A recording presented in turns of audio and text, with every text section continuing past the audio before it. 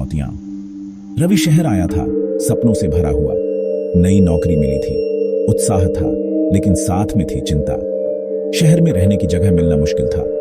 मकान मालिक पैसे वाले लोग ढूंढते थे। रवि के पास इतने पैसे नहीं थे। दिन बीतते गए, चिंता बढ़ती गई। एक दिन एक पुराने आदमी ने बताया, शहर के बाहर एक इमारत है, वहां कमरा मिल सकता है। रवि के पास और कोई चारा नहीं था। वह उस पते पर पहुंचा। इमारत पुरानी और डरावनी थी। दीवारें काली पड़ी डिडी चुकी थी, खिड़कियां टूटी हुई थी। फिर भी रवि ने फैसला किया, उसे रहने की जगह चाहिए थी। भूतिया इमारत, अंदर का माहौल और भी डरावना था। हवा में सीलन की गंध थी, धूल और मकड़ियों के जाले हर जगह थे। एक बूढ़ी औरत सीढ़ियों पर बैठी थी। उसकी आंखें गहरी और रहस्यमयी थीं। कमरा चाहिए? उसने कर्कश आवाज में पूछा। रवि ने हां में सिर हिलाया।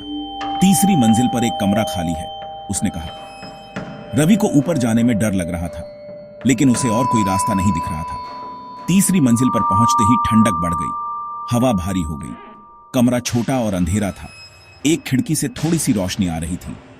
रहोगे यहां? बूढ़ी औरत ने पूछा। रवि ने हिचकिचाते हुए हां कहा। चेतावनी। ठीक है, बूढ़ी औरत ने कहा, लेकिन एक बात याद रखना। उसकी आवाज धीमी और खतरनाक हो गई थी। रात के 3 बजे किसी भी आहट पर दरवाजा मत खोलना। रवि हैरान हुआ। क्या मतलब है आपका? उसने पूछा। लेकिन बूढ़ी औरत चली गई थी। रवि अकेला रह गया था। उसके मन में डर और उत्सुकता का अजीब सा मिश्रण था।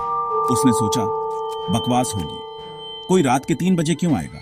उसे अपनी नौकरी और शहर की जिंदगी की चिंता थी। उसने बूढ़ी औरत की बात भूलने की कोशिश की। कुछ दिन शांति से बीत गए। रवि अपनी नौकरी पर ध्यान दे रहा था, लेकिन एक रात नींद के बीच उसे एक आवाज सुनाई दी। टिक टिक टिक, घड़ी की आवाज थी। 3 बज रहे थे। उसी समय दरवाजे पर दस्तक हुई। 1 बार नहीं, 2 बार नहीं, बल्कि 3 बार। रवि की नींद उछट गई। उसे बूढ़ी औरत की चेतावनी याद आ गई। उसका दिल तेजी से धड़कने लगा। डर के मारे उसका पूरा शरीर कांप रहा था। फिर भी उत्सुकता उस पर हावी हो रही थी। कौन हो सकता है इस वक्त? धीरे धीरे वह बिस्तर से उठा, दरवाजे की तरफ बढ़ने लगा। दरवाजे के पास पहुंचते ही खटखटाहट फिर से शुरू हो गई, इस बार और तेज। रवि ने हिम्मत जुटाकर दरवाजा खोला। उसके सामने एक और दरवाजा था, काला और भयानक। उस पर सफेद रंग से लिखा था, आगे मौत है।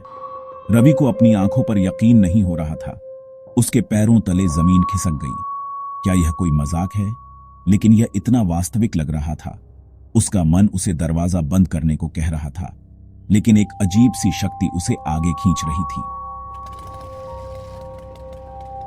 रवि ने कांपते हाथों से दरवाजा खोला। अंदर एक कमरा था, अंधेरा और ठंडा। हवा में सड़न की गंध थी।